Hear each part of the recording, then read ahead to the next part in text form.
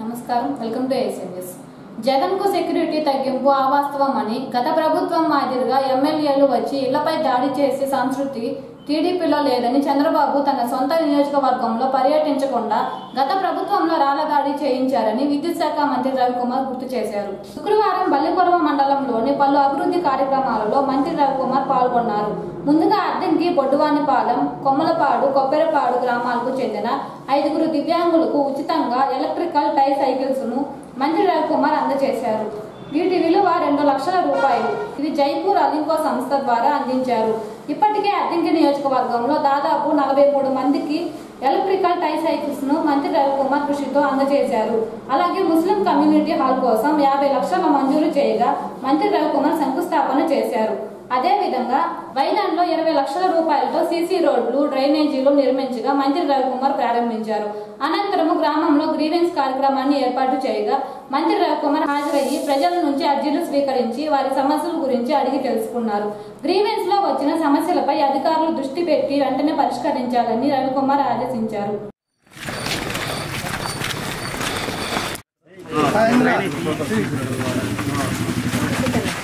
Okay sir,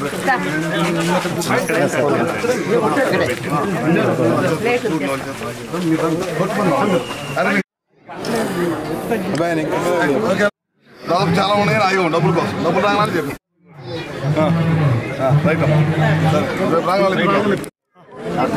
okay. మన constituency 40 మంది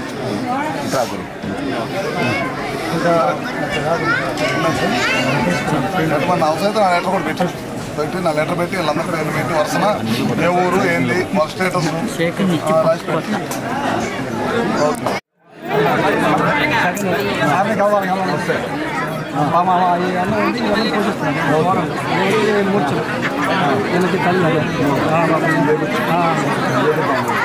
ఏదైనా పెట్టి చేపిద్దాం. ఏదో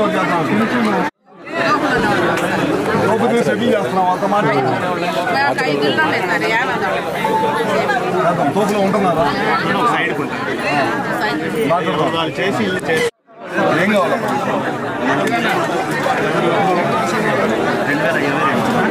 తీసుకొచ్చా కదా సార్, అని డీడీ తీసాము. లైన్ నాకు మీకు చాలాసార్లు వచ్చారు. మళ్ళీ మాట్లాడుతున్నారు. ఎవరు కావాలి మీకు?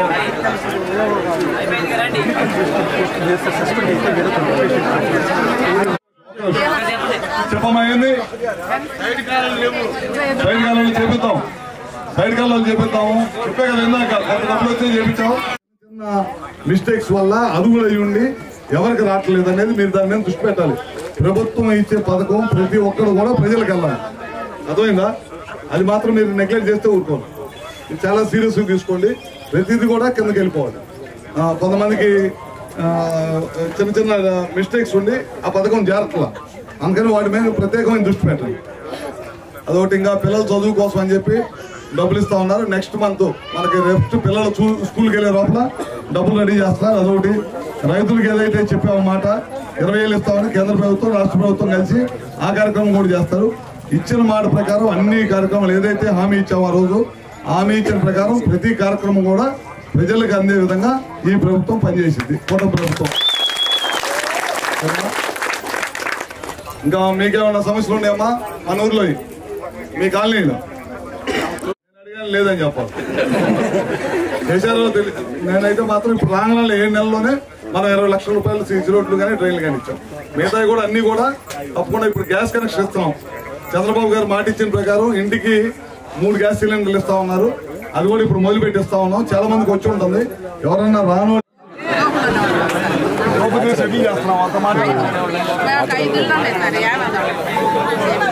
తోపులో ఉంటున్నారా? ప్రభుత్వం 1 రూపాయి కూడా దాని ఖర్చు పెట్టకపోవటం వలన హాస్టల్ నుంచి ఒక్క పిల్లలు కూడా లేకుండా వెళ్ళిపోయారు. మనం చూసి ఉంటారు మీరు. సంత మామూలులో 50 లక్షల రూపాయలు ఖర్చు పెట్టేసి హాస్టల్ మొత్తం కూడా మళ్ళీ బిల్డింగ్ మొత్తం కూడా కట్టేసాం అన్నమాట. రెనోవేట్ చేసేసాం. పిల్లల్ని చేర్పించడం కోసం ప్రయత్నం చేస్తూ ఉన్నాం. అదేవిధంగా వైదంలో కూడా పూర్వం నుంచి, నేను ఎమ్మెల్యే కాకముందు నుంచే ఈ గ్రామానికి ఒక హాస్టల్ ఉండేది. దాదాపు 150 నుంచి 200 మంది పిల్లలు చదువుకుంటా ఉన్నారు. అలాంటి హాస్టల్ని పూర్తిగా నిర్వీర్యం చేసి వదిలిపెట్టారు. నాకు తెలిసి పోయినసారి పాము కాటుతో కూడా ఒక పిల్లవాడు చనిపోయాడు, సరిగ్గా మెయింటెనెన్స్ లేకపోవడం. ఇప్పుడు 50 లక్షల రూపాయలు ఖర్చు పెడుతున్నాం ఈ హాస్టల్ మీద కూడా. తొందరలోనే హాస్టల్ పూర్తి చేస్తాము. ఈ గ్రామస్తుల బాధ్యత తీసుకొని పిల్లల్ని చేర్చే బాధ్యత ఈ గ్రామస్తులది. ఎందుకంటే ఈ గ్రామంలో హాస్టల్ సరిగ్గా లేకపోవడం వల్ల హాస్టలే మారుస్తా అన్న పరిస్థితికి వచ్చింది. కాదు ఈ గ్రామంలో ఎప్పటి నుంచి పూర్వం నుంచి ఉంది హాస్టల్ అనే దాని మీద ఇక్కడే నిలబెట్టి ఫండ్స్ ఇచ్చాము. దాన్ని తొందరలోనే పూర్తి చేసి అది కూడా చేస్తాం. రోడ్ ఒకటి అడిగారు, అది కూడా తొందరలోనే పూర్తి చేపిస్తాం.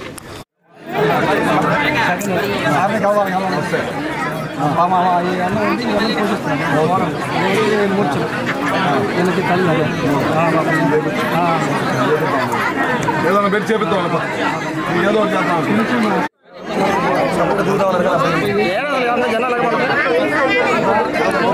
ఏ మాట ఇచ్చామో ఆ మాట ప్రకారం ఇవాళ మన గ్రామంలో ముస్లిమ్స్కి ఇవాళ 50 లక్షలతో కమ్యూనిటీ వాళ్ళు కడుతున్నాము. అవి ఎవరు కాంట్రాక్ట్ ఎవరు మొదలు తొందరగా చేయాలి. మీరు 9 పలవేగా నువ్వు రేపటి నుంచే పని స్టార్ట్ చేయాలి. మళ్ళీ మేము ఎప్పుడు చేస్తాం అని అడగకూడదు. 4 నెలల్లో కంప్లీట్ చేసి మళ్ళీ పూర్తి చేసి వాళ్ళకి చేతికి అప్పచెప్పాలి. సరే, నేను వచ్చే సంగతి తర్వాత చెప్తాను. ముందు పని చేయండి. కొంతమంది పెన్షన్లు అడిగారు. ఇప్పుడైతే మన గవర్నమెంట్ వచ్చిన తర్వాత గతంలో మనం చంద్రబాబు నాయుడు గారు ఏదైతే మాట ఇచ్చారో దాని ప్రకారం 3000 పెన్షన్ 4000 చేశాం. కొంతమంది వికలాంగులు వీళ్ళందరూ ఇబ్బంది పడుతుంటే వాళ్ళకైతే 6000 చేశారు. పూర్తి వికలాంగ తత్వం ఉంటే వాళ్ళకి 15,000 చేశాం. కొంతమంది పేషెంట్లు ఉంటే వాళ్ళకి 10,000 చేశాం. మొత్తం ఈ రాష్ట్రంలో 64 లక్షల పెన్షన్లు ఇస్తుంది గవర్నమెంట్. నాకు తెలిసి భారతదేశం మొత్తం మీద ఏ రాష్ట్రం కూడా ఖర్చు పెట్టినంత డబ్బు ఒక్క పెన్షన్ల మీద ఆంధ్ర రాష్ట్రంలో చంద్రబాబు నాయుడు గారు గవర్నమెంట్ ఖర్చు పెడుతుంది. ఇంకోటి వచ్చేసరికి చాలా మంది ఇందాక పెద్దవాళ్ళు కనపడ్డారు. కానీ భర్త చచ్చిపోయారు, భార్యకి పెన్షన్ రావాలి, అది రాలేదని అన్నారు. దాదాపు పోయిన గవర్నమెంట్ గతంలో మనం 2014 నుంచి 19 దాకా ఎవరైనా భర్త చచ్చిపోతే భార్యకి ఆటోమేటిక్గా వాళ్ళ భార్యకి వెళ్ళిపోయింది పెన్షన్. అదంతా కూడా పోయిన గవర్నమెంట్లో తీసేశారు. మళ్ళీ ఇప్పుడు మన గవర్నమెంట్లో మొన్న స్టార్ట్ చేసాము, కొంతమందికి ఇచ్చాము. వరుసన కొద్ది డబ్బులు కంఫర్ట్ రాగానే మళ్ళీ మొదలు పెడతాము. అందరూ కూడా ఎవరైతే అర్హులు ఉన్నారో వాళ్ళందరికీ తొందరలోనే పెన్షన్లు ఇచ్చేస్తాం. ఇప్పుడైతే చాలా పెద్ద ఎత్తున ఇస్తున్నాం. కొద్దిగా కొత్తగా అంతా అప్పులు పాలు చేసేసి రాష్ట్రం అంతా 9 లక్షల కోట్ల అప్పులు చేశారు కాబట్టి మనం కొద్దిగా స్లోగా చూసుకొని ఫైనాన్స్ వచ్చినట్టు మొదలుపెట్టి చేస్తా ఉన్నాం.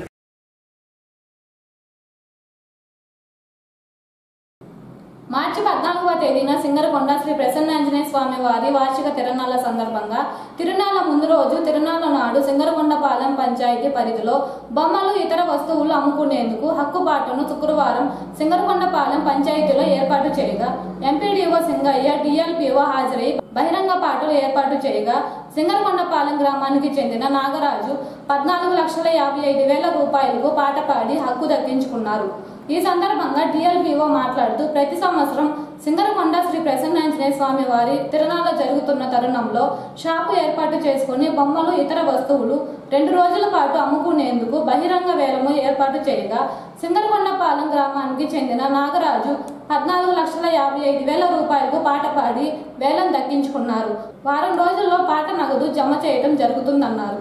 అలాగే పంచాయతీ సిబ్బంది ఈ పాట పాడే వాళ్ళందరూ కూడా స్వాగతం తెలియజేస్తూ పాటకు ముందు వచ్చేవాళ్ళు సిద్ధంగా ఉండాలని కోరుతున్నాం. Thank you. నాగరాజు 14,20,000 రెండోసారి.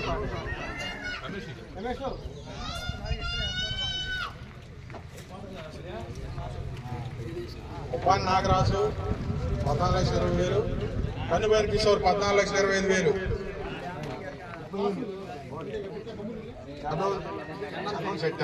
చన్నం శెట్టి కోటేశ్వరరావు. అన్నపోయిన కిషోర్ 10,30,000. 10,30,000 ఒకటోసారి. 10,30,000 ఒకటోసారి. గురజాల హరిబాబు 10,31,000. 10,50,000. వానికి సుబ్బారావు 10,50,000. వానికి సుబ్బారావు 10,50,000 ఒకటోసారి.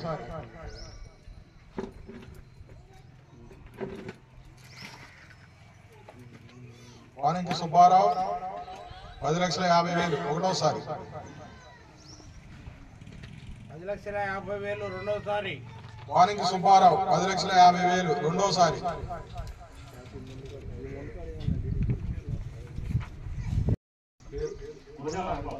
గురజాల హరిబాబు 10,10,000. గురజాల హరిబాబు 10,10,000.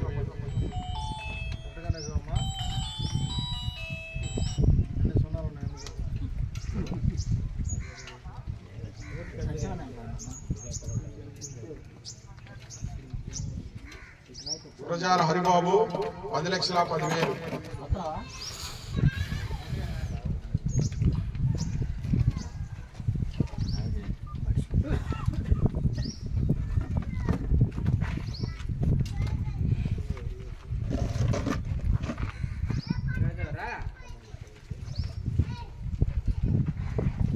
గురజాల హరిబాబు 10,10,000. జర్నలిస్టుల సమస్యల పరిష్కారానికి ఎన్డీఏ కూటమి ప్రభుత్వం కట్టుబడి ఉందని విద్యుత్ శాఖ మంత్రి గొట్టిపాటి రవికుమార్ అన్నారు. ఏపీయూడబ్ల్యూజే రాష్ట్ర డైరీని శుక్రవారం బల్లికొరవలో మంత్రి రవికుమార్, బాపట్లలో జిల్లా కలెక్టర్ వెంకటమురళి, జేసీ జిల్లా ఎస్పీలచే ఆవిష్కరణ జరిగింది. డైరీ ఆవిష్కరణలో రాష్ట్ర జిల్లా స్థాయి ఏపీయూడబ్ల్యూజే యూనియన్ నాయకులు పాల్గొన్నారు.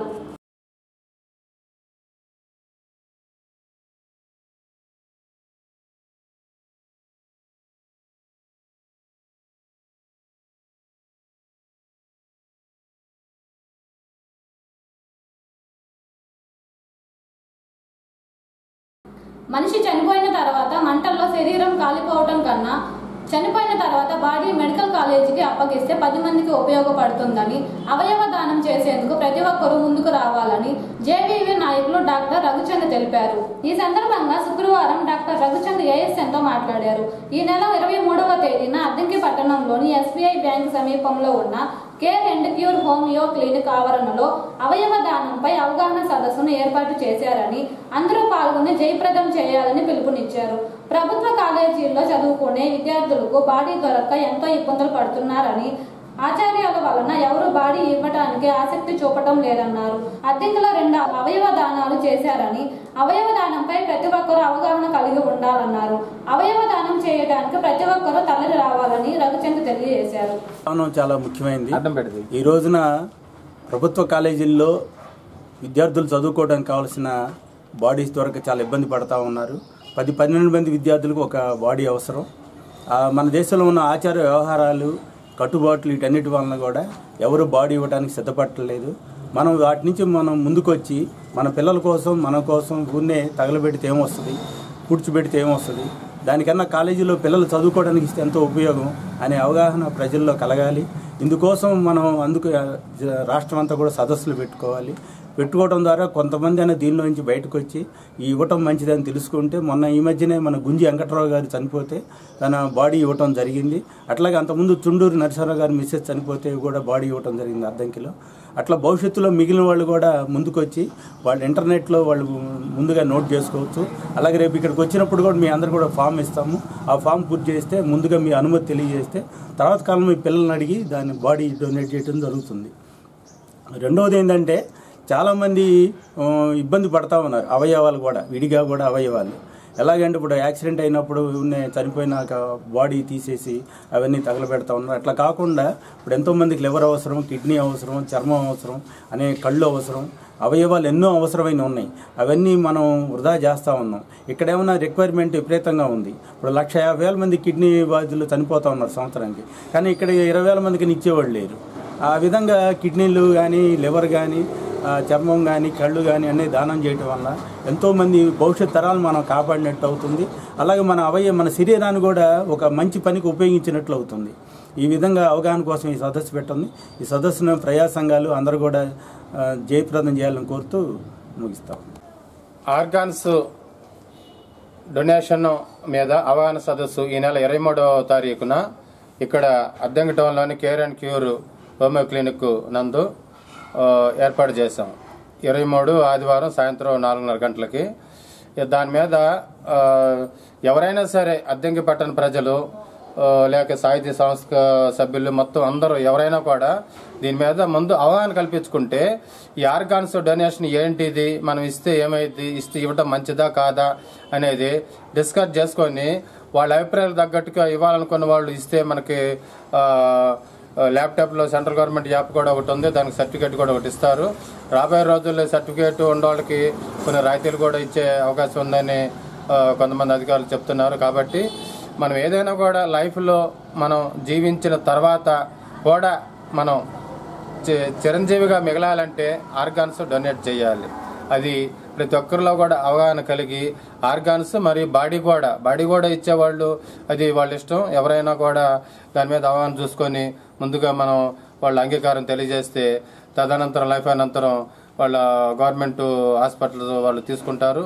కాబట్టి దీని మీద 23వ తారీఖు సాయంత్రం 4 గంటలకి care and cure homeo clinic నందు జరిగే అవగాహన సదస్సుకు ప్రజలందరూ కూడా పాల్గొని ఈ సమావేశాన్ని జయప్రదం చేయాలని అద్దెంకి పట్టణ అభివృద్ధి కమిటీతో పాటు ప్రజా సంఘాలు, ప్రజారోగ్య వేదిక, జనవిజ్ఞాన వేదిక ఇవన్నీ కూడా కోరుతున్నాయి.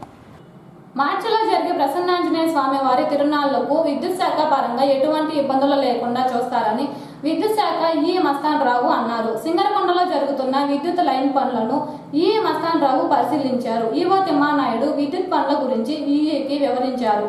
తిరునాళ్ల సమయం దగ్గర పడుతున్న తరుణంలో విద్యుత్ మరమ్మతులు వేగవంతము చేయిస్తున్నారు.